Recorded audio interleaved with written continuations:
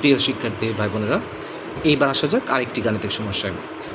এইবার এখানে দেখা যাচ্ছে ঘন্টায় ৭৫ কিলোমিটার বেগে গমন করলে ১৮০ মিটার দীর্ঘ একটি ট্রেনের ৩২০ মিটার একটি প্ল্যাটফর্ম অতিক্রম করতে কত সময় লাগবে।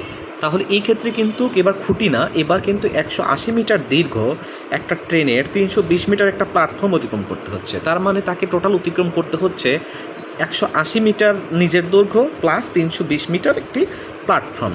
তাহলে টোটাল দূরত্ব তাকে কতটুকু অতিক্রম করতে হবে? মোট দূরত্ব অতিক্রম করতে হবে ১৮০ যোগ ৩২০ মিটার, তবেই সে প্ল্যাটফর্মটা অতিক্রম করতে পারবে। তাহলে আমার কত হইল টোটাল? ০ ০ ২ ৮ ১০ 0 হাতে মারে ১ ৩ একে ৪ ৪ একে ৫, তার মানে টোটাল তাকে ৫০০ মিটার দূরত্ব অতিক্রম করতে হবে। আচ্ছা, দূরত্ব পাইলাম, এইবার কি পাইলাম? সময়টা ধরলাম টিটা ইকুয়াল টু হট। এই টিটা কিন্তু আমার নয়, কত সময় লাগবে সেটা আমি জানি না। এখন এইখান থেকে দেখেন আমি বেগটা বের করব। কী দেওয়া আছে? ঘন্টায় ৭৫ কিলোমিটার বেগ। তাহলে বেগটা সমান সমান আমরা কি জানি? দূরত্ব ডিভাইডেড বাই সময়, এবং দূরত্বটা অবশ্যই আমাকে মিটার পার সেকেন্ডে আমাকে নিয়ে আসতে হবে। তাহলে এখানে কত দেওয়া আছে? ৭৫। তাহলে দূরত্ব হলো ৭৫ কিলোমিটার। তাহলে আমি একে মিটারে যদি কনভার্ট করতে চাই 1000 দিয়ে গুণ দিলাম, ৭৫,০০০ মিটার ডিভাইডেড বাই সময়। কতক্ষণে গেছে সেটা? ঘন্টায়। ১ ঘন্টা সমান সমান কত সেকেন্ড? ৩৬০০ সেকেন্ড। তাহলে আমি কিন্তু তিনটা জিনিস রাশি আমি বের করলাম। বেগ সমান সমান এখন আমি কি লিখতে পারি? আমি কোনোটাই যদি না করি, এটা কোনো লিখলাম বেগ ইকুয়াল টু দূরত্ব ডিভাইডেড বাই সময়। ওকে, তাহলে বেগটা আমার কত দেওয়া আছে? বেগটা যদি আমি কাটি এরকম, তার মানে ৭৫,৭৫০, এখানে 10 দ্বিগুণ থাকলো আর নিচে থাকলো হলো ৩৬ ইকুয়াল টু দূরত্ব আমার কত? ৫০০ মিটার ডিভাইডেড বাই সময়টা কত? সময়টা আমার হলো টি। এখন আমি ক্রস গুণন করে যদি আমি করি, তাহলে টি ৭৫০ গুণন টি ইকুয়াল টু আমি ৫০০ গুণন এই যে এইটা ক্রস ৫০০ গুণন ৩৬। অতএব টি ইকুয়াল টু ৫০০ গুণন ৩৬ ডিভাইডেড বাই ৭৫০।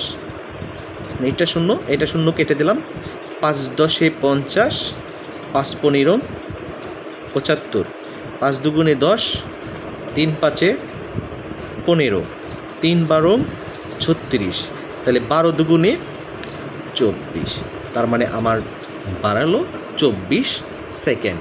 অর্থাৎ আমার এই ৫০০ মিটার অর্থাৎ প্ল্যাটফর্ম এবং ট্রেনের দূরত্ব অতিক্রম করতে আমার সময় লাগবে ২৪ সেকেন্ড। এবার আসা যাক আরেকটি ঘটনা দেখি। একটি ট্রেন ২৫৪ মিটার দীর্ঘ এক সেতুকে ২০ সেকেন্ডে এবং ১০০ মিটার দীর্ঘ অপর একটি সেতুকে ১৩ সেকেন্ডে অতিক্রম করলো। ট্রেনটির দৈর্ঘ্য কত? ভালো করে দেখেন, ট্রেন কতটা সেতু অতিক্রম করছে? ২৫৪ মিটার দীর্ঘ এক সেতুকে।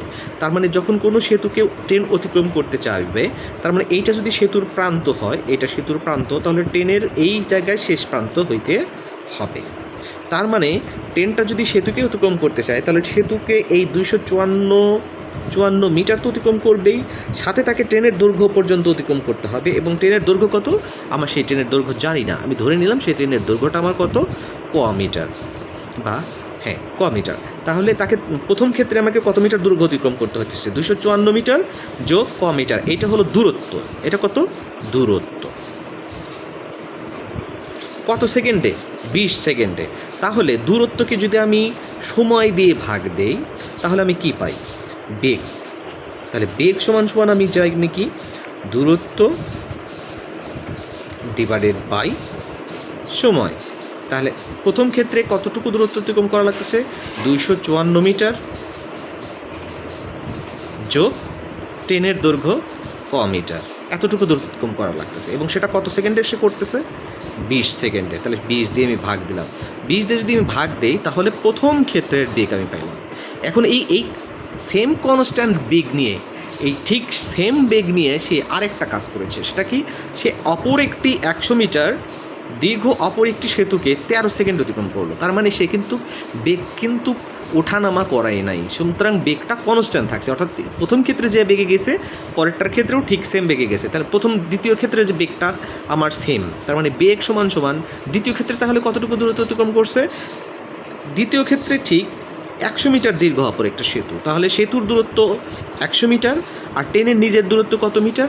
ক মিটার, ডিভাইডেড বাই কত সেকেন্ডে সে অতিক্রম করছে? 13 সেকেন্ড। তাহলে কিন্তু আমার এই দুইটা কিন্তু আমার সেম, তার মানে আমি শর্তানুসারে লিখতে পারি, কারণ এই দুইটা বেগই কিন্তু সেম। কারণ প্রথম ক্ষেত্রে যে বেগে সে অতিক্রম করেছে, দ্বিতীয় ক্ষেত্রে কিন্তু বেগের কোনো তারতম্য করেনি। সুতরাং আমরা শর্তানুসারে আমরা লিখতে পারি 254 প্লাস ক ডিভাইডেড বাই 20 ইকুয়াল টু 100 যোগ ক ডিভাইডেড বাই 13। এখন আমরা এখান থেকে ক্যালকুলেশন করে শুধু কর মান আমরা বের করলেই আমাদের কিন্তু ট্রেনটির দৈর্ঘ্যের মান আমরা পেয়ে যাব। আপনারা সহজেই এখান থেকে ক্যালকুলেশন করে কর মান অনায়াসে বের করতে পারবেন। আশা করি আপনাদের সেতুর অঙ্ক সম্পর্কিত বেসিক জিনিসগুলো কিছুটা হলেও লাঘব হবে, আমি লাঘব করতে পেরেছি বলে মনে করি। ইনশাআল্লাহ আগামী কোনো পর্বে ভিডিও নিয়ে আপনাদের সামনে হাজির হব। ততক্ষণ ভালো থাকবেন। আসসালামু আলাইকুম।